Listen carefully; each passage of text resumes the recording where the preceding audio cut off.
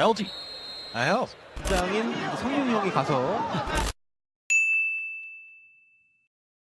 Sterling silenced the racist. Racism is a thinly veiled disguise over economics and money. Football, or as we in the States title it European soccer, is the world's game. Unfortunately for the sport and its players, racism is as celebrated as a hat trick. Fans in Greece displayed Nazi symbology in a match against Estonia in November 2018.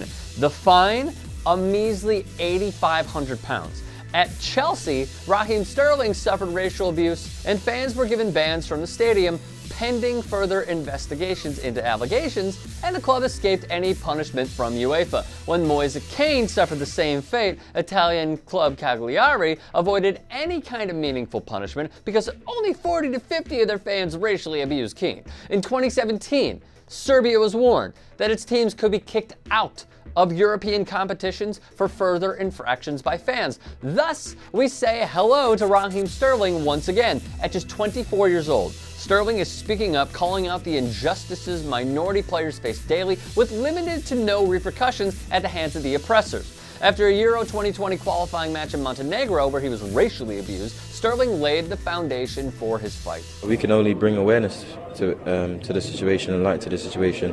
It's now time for the people that are in charge to put a real stamp on it. Raheem Sterling wrote a manifesto in the Times with the message clear as crystal. I don't want the next generation of black players to have to put up with this evil. Sterling is falling on the sword. He is leading the fight. Up and down the game, across the world, black and Asian players, fans, and coaches are subjected to racism every day, from park football to the Champions League. In my opinion, the people who run the game are doing nowhere near enough to solve the problem, and that's not good enough. And he's right.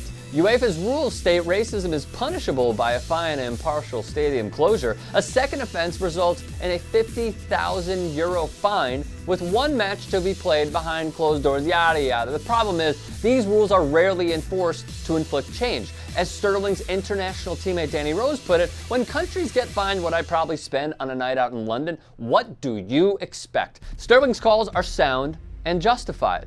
I would call for an automatic 9-point deduction for racist abuse. It sounds harsh, but which fan will risk racist behavior if it might relegate their team or ruin their title bid? Could you imagine? One fan caught on camera abusing a player, throwing away a team's title hopes just for their own prejudices? Cubs fan Steve Bartman went through hell. Imagine what a racist version would go through. Imagine the positivity of the media fighting for these injustices to never happen again. Now, this is where the TYT is strong in Raheem Sterling, calling out big business and the 1% companies. One group of people who have the money to make clubs take notice are sponsors. The next time that a club or governing body fails to act appropriately against racism, I would love to see that company pull its money out and make a moral stand. He also wants more minority voices in positions of power.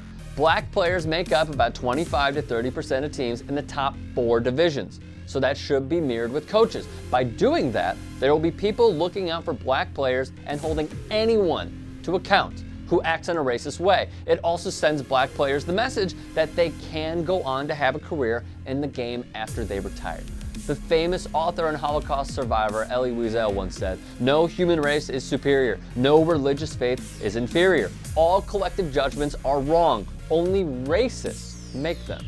Raheem Sterling has a brighter vision for tomorrow than a company whose earnings surpass $22 billion. Say No to Racism campaigns demand prejudices be left at the door of each and every stadium, but they simply are not. The time has come for these leagues to choose, side with the oppressors or the oppressed. They, FIFA and UEFA, maintain possession of the game's fate. Will they act on their moral compasses or continue to lose the battle for equality? Kickoff starts now. If you'd like to hear more thought-provoking content like TYT Sports on Facebook and to help in my journey to keep media independent, go to tyt.com/Rick.